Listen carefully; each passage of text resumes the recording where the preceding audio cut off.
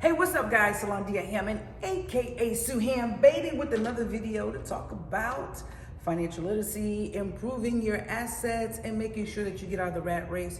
But not only that, funding your dreams and the dreams of your children or the people that you love the most. All right, so you can find me at SueHam.com if you want to learn more about who I am. But this video is to compare. I'm not trying to tell you what to do, but I know what I would do. Compare purchasing a $25,000 house as compared to purchasing a $25,000 car. Now, I know that we all need cars, but some of us have 8, 9, 10, 12 cars in our yard. Some of you probably like, no, we don't, Sue. Well, if you have 2 or 3 cars and you're just one person, do you really need 2 or 3 cars? I'm just asking. Only you can ascertain if you need it or not. But here's what I would do, right? I love to tell you guys, I like to toot my horn about driving a 2012 Hyundai Sonata. I love driving it.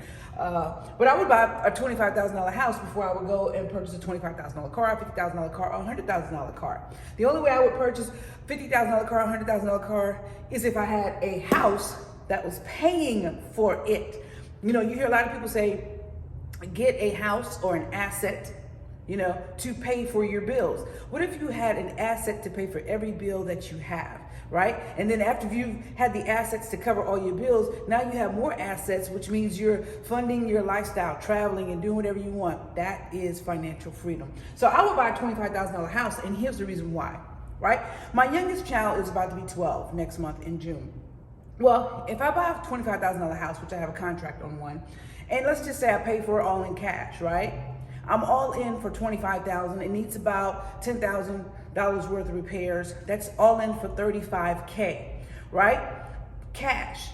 Well, now you put a tenant in and you're getting anywhere between $600 to $800 a month, right? So think about that. $600 to $800 a month. Let's go on the high end. 800 times 12 is $9,600 a year. So let's just go and say $10,000 a year. So you're talking about in 2.5 years, I would have recouped the initial investment of $25,000.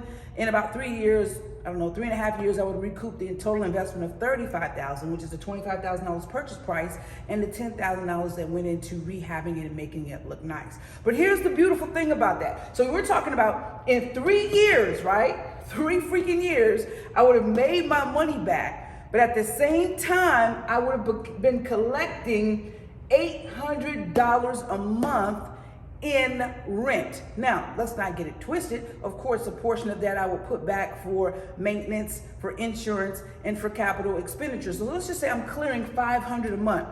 Where can you go and invest, as far as a bank, $35,000 and make $500 a month, plus own the asset that you have? Now, 3.5 years, I've gotten all my money back. So after that, it's just clear, just making profits, right? Because now I'm no longer in the deal, I've gotten all my money back. Well, hey, I got this house that's paying me over and over because I have a tenant. But not only that, if I wanted to go to the bank and do a refinance, I could. Let's just say the house is worth 80 grand, right? If the house is worth 80 grand and I wanted to pull out 60% of its value, 60% of 80,000 is $48,000. I could get $48,000, right? $48,000 in my hand. That tenant who's paying me $800 a month is maintaining the loan on, right? Meaning that the rent that I collect from that tenant, I will use that to pay my loan at the bank, which we know on a $40,000 loan is not going to be $800 a month unless I'm only financing it from, 5, 6 years, something I could pay off really, really quickly. The tenant could pay off really, really quickly. Now don't get it twisted, right? Even though the tenant's rent is paying the mortgage, you're still on the hook for it. I don't want people to think that, okay, I'm not on the line for it. Yeah, you're still on the hook for it, okay? Whether it's on your personal credit or if you buy this thing or refinance it under your business credit, which I do highly recommend the business credit because, that way if something does go janky, your personal credit is still intact. But if you're just getting in the game and you got to use your personal credit to get started, then go ahead and get started. This is why it's important to set aside money for reserves, for maintenance, and for capital expenditures. So when things do happen, you're not jeopardizing your livelihood. All right, let's just say you don't want to refinance the house, which I recommend 100% buy and hold, meaning buy your properties and hold it. And if you need cash, refinance it. But let's just say you don't want to do that, right? I do recommend that. You can pass it on to your kids. Plus, you can get money over and over and over again, because as soon as you pay down the balance on the mortgage, if you want, as long as the house is appreciating and increasing in value, right, you can go back to the bank and your credit's straight and take more money out, okay? And if you don't want to go to a bank, there are hard money lenders that lend based on the asset.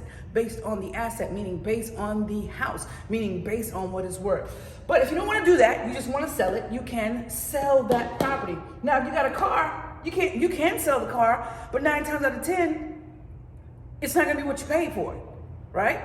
That's not usually the case with a house. Not usually. Now, don't get it twisted. We have phases where the houses go up and go down, but that's not usually the case. With a car, you're not gonna get what you pay for unless you're buying these classic cars where you're spending a whole lot of money, okay? But I'm talking about a $25,000 car. It's not a classic car. I'm talking about a regular car, okay? Honda Accord, Toyota, whatever, blah, blah, blah. Maybe a 2012 Hyundai Sonata. Also, unless you are renting this car out and making money every month, this car is not an asset. It's a liability. Now, yeah, they have such apps as Turo where you can actually buy cars and rent them out and make money, and there are lots of people making loads of money. But if you're not doing that, then your car is really not an asset. It's a liability.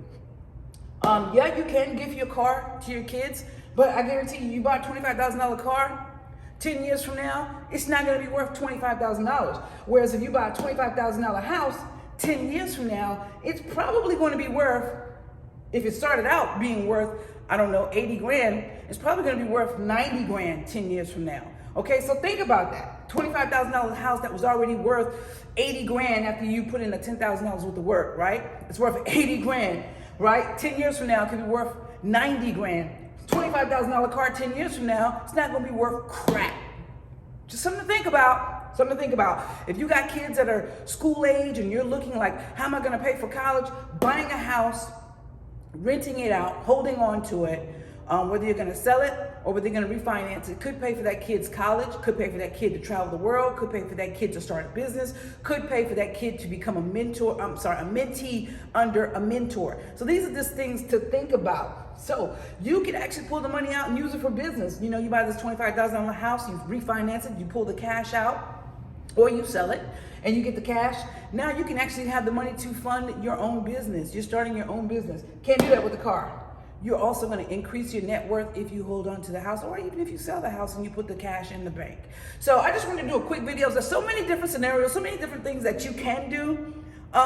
You know, $25,000 house versus $25,000 car, but I just wanted to get the wheels turning.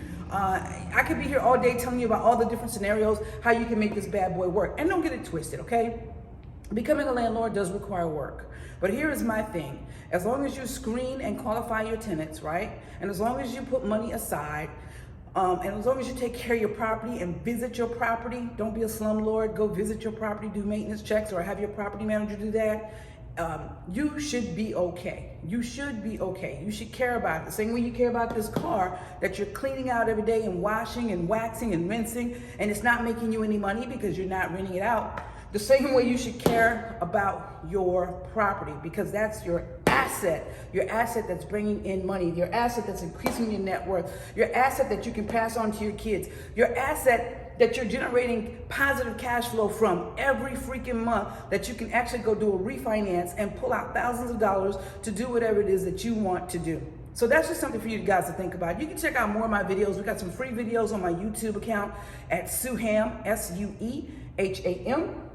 Or if you'd like to join our real estate course and find out how to do this, how to find $25,000 properties, because they do exist, then you can go to sueham.com/real estate investing. sueham.com/real estate investing.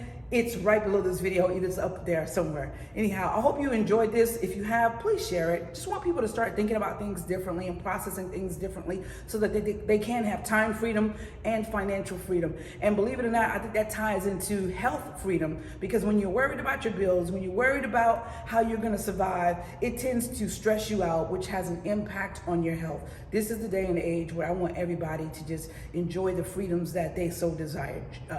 Time freedom, financial freedom, and health freedom. I'm Salandia Hammond, aka Sueham, baby, with Sueham.com.